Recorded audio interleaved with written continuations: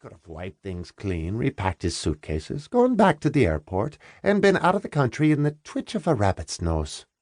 "Thank you," said Fletch. "Even better." Flynn continued his argument with the side of the room. He could have dressed the body, taken her down the back stairs in the dark of the night, and left her anywhere in the city of Boston. It wouldn't have disturbed his plans at all. Fletch had thought about that.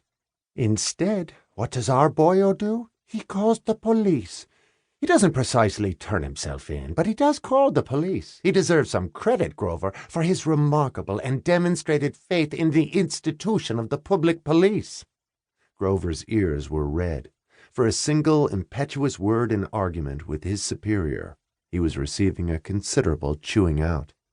"However," said Flynn in a more relaxed manner, "evidence developed today adds considerable weight to Grover's argument.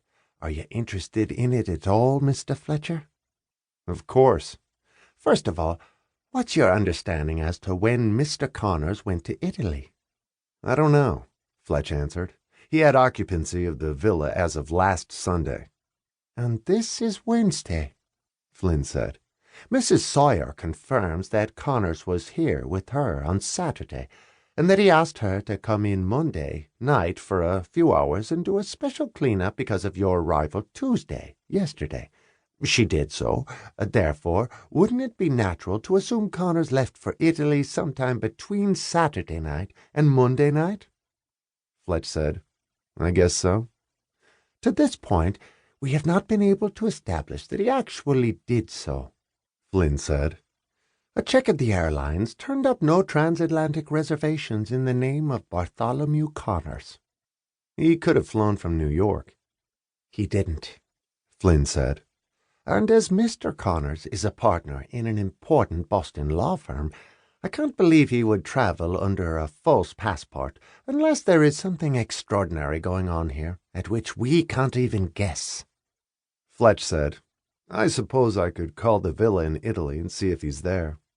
"We may come to that," said Flynn, "but let's not roust the quail until its feathers are wet." "What?" "Next we come to Mrs. Sawyer, a widow lady with 2 grown daughters. One teaches school in Mattapan. She does not live with her mother. The other is in medical school in Oregon. Mrs. Sawyer confirms she has a key to this apartment, but that no one had access to it other than herself. She spent Sunday with a gentleman friend who is a 60-year-old divorced accountant visiting his grandchildren in New Bedford." Fletch said, "Would you believe I never did suspect Mrs. Sawyer?" "She had a key," Flynn answered.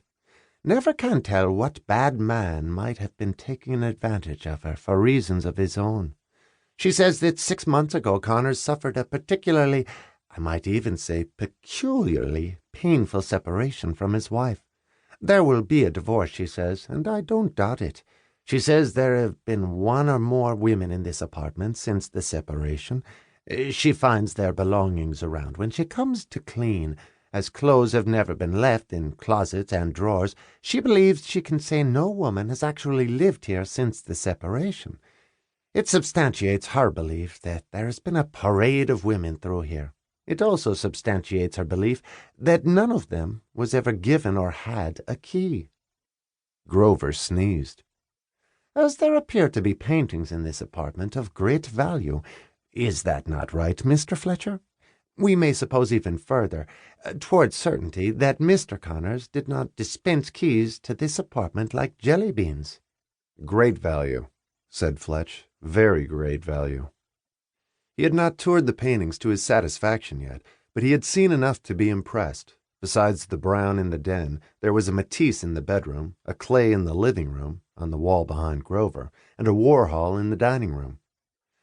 "The last thing to say about access to the apartment is that there is a back door in the kitchen. The rubbish goes out that way. There is no key to it. It is twice bolted from the inside. Mrs. Sawyer tells us she is most faithful about bolting it. In fact, when we arrived last night, both bolts were in place. No one could have gone out that way." "But someone could have come in that way," said Fletch, "bolted the door behind him, and gone out the front way."